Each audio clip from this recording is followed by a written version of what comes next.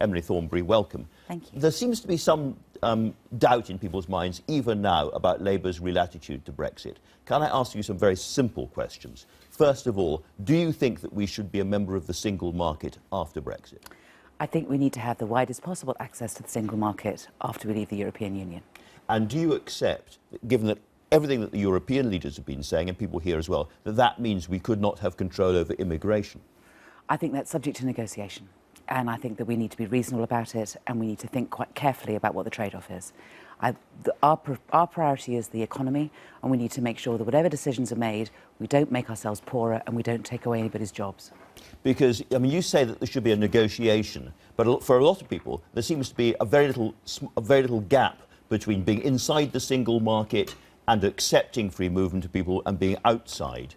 Your colleague Diane Abbott has said you cannot have access to the single market or be part of the single market without freedom of movement. I think a lot of people would agree with that. And she goes on, it's time people started acknowledging that. Those of us who are arguing for the least harmful Brexit have to be clear to people that there is no deal to be done on freedom of movement and to imperil our economic interests, as you were saying, as a country, because of anti-immigrant feeling could scarcely be responsible. Do you agree with that? Yeah, I agree with a lot of that, yeah, absolutely. So, in the end, if we're not part of the single market, if we are going to be part of the single market, if we're going to have access to the single market, we are going to have to concede control over freedom of movement. We can't have both things. I think that David Cameron missed a fantastic opportunity to look at reforming one of the pillars of the European Union before, before the general election, before we had the referendum. He went off and was going to fix the European Union.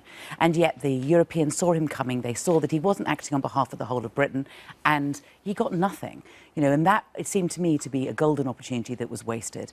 I think that we have common cause with other people across Europe in terms of exactly what freedom of movement of workers means, and I think there's more work that could be done if it was done in an atmosphere of good faith. But quite frankly, the way in which Boris Johnson is behaving at the moment, he's undermining any good faith there could possibly be with our European friends and neighbours. I'm still slightly confused. The kind of access that you want to the single market, and lots of businesses agree with you, comes at the price of conceding free movement of people. Do you accept that? Because that's what Diane Abbott's saying, and she's right. Yeah, I think that what we need to do is to look at what freedom of movement of workers means and how it is defined and how it is applied. And I think there is quite a lot of room for manoeuvre in there. I think that David Cameron tried to do it, but was simply not in the right place. Examples of where we could get to then. So, for example, we could look at what is the definition of a worker, at what stage you need to be looking for work, how long you can be in the country without being able to find work. People would still be allowed to come in here. Well, yes, people would still be able to come in here, and then there would be the question of in what circumstances could they find work, in what areas of the country might they be able to find work. There are a whole range of options that are available and all subject to negotiation. But we are so far away from that. The government has absolutely no plan at all at the moment. I'm trying to work out where Labour would like to be, as it were, post-Brexit. So you're not going to stop it happening. You're going to allow Article 50 to be triggered. Indeed, you're going to vote for Article 50 to be triggered. And then after that, you're trying to get maximum access to European markets. And that might mean very large numbers of European workers still being able to come and work here in exchange for access to those markets. Our first priority is the economy. Well, the first priority of any government should be the safety and security of its people. The second priority of any government should be the economy, because if the economy does badly, it is people who are only just managing who will suffer. And we have to bear that in mind when making decisions about the future of our country for the sake of our kids and for our grandchildren. That is our abiding principle. Now, how that works out is subject to negotiation. And at this stage, it seems to us that the government ought to be confident enough to be able to come to us and say, these are the main principles on which we are going to be negotiating. You sound as vague as they do at the moment. You say, we want our cake and eat it. We want access to the single market and we want some kind of control over immigration. What about the customs union, for instance? No, it is about time we stopped talking about believing in cake, having our cake and eating our cake. We have to look at the options, and we have to know that it is a trade-off, and that we need to be able to have a proper debate within the British public as to what the options are. We need to have a long-term relationship with Europe, and we need to be honest about what that means. Now, do I think that too many people at the moment come into this country? I think that, yes, I think they do. And I think they do because I think that we have a skills shortage. We are not training enough people in this country. Why is it that we are so dependent? Less immigration happen under a Labour government, is your saying? Well, it's because we need to address the skills gap. And if we address the skills gap, we won't have the same need for more people coming in. Do we have employers who take advantage of sucking people in from other countries and undercutting wages and undercutting conditions? Yes, we do. And we need to be able to control that as well. And it seems to me that if we were to address those problems properly, if employers were finally actually training some of our youngsters so they did have the skills. So I get it. Listen, can I ask you about one other thing that's come up this week, which is both John Major and Tony Blair have said that if things are as bad economically as they may be, as some of the official reports, the OBR, are suggesting, then there should be a second referendum so people can have a second chance. Do you agree with that or not? I think that we need to take this in stages, and at the moment we cannot even have a debate as to how it is that we're going to leave the European Union, because the government they claim they're keeping their cards to their chest, but we know they don't have any cards and they don't even know what game they're playing.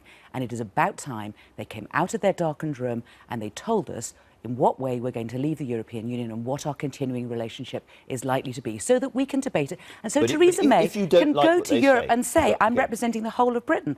They need to act on behalf of 100% and not on behalf of extreme 5% of the 52%. Sure. But if you don't like what they say when they finally come and tell us, if you don't like the vision they have, what then happens? Can you stop them in Parliament? Do you try to stop them in Parliament in some way? Do you think there should be a second referendum as a break? What then happens so that you can get your way and they don't get their way? I think this needs to be taken step by step, but they will not take the first step, which is they have had 5 months now, 5 months.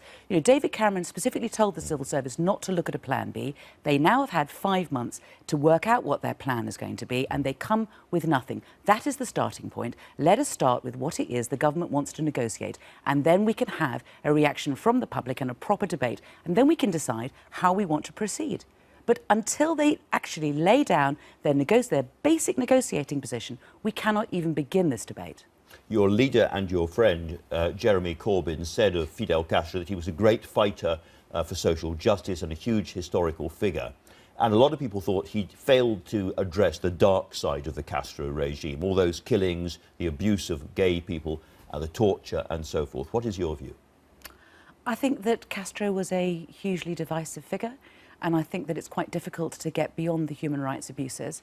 But my own experience, I went to Cuba in the early 1990s when there was great economic difficulties in that country. And I found a country that was egalitarian, with a fantastic health service. I had my baby with me. You had to go off and see the doctor, and we were really struck by it. But it came at a heck of a price. It came at a price, but it was in my view, it was a brave island that stood against a regime that for 50 years would not trade with it and would not let other countries trade with it too. And not only did they stand firm and strong, they also exported their values across South America and into Africa, producing doctors and nurses like you're giving and a teachers. bit of an easy pass for the, the camps, the torture. I mean, this came at a huge price.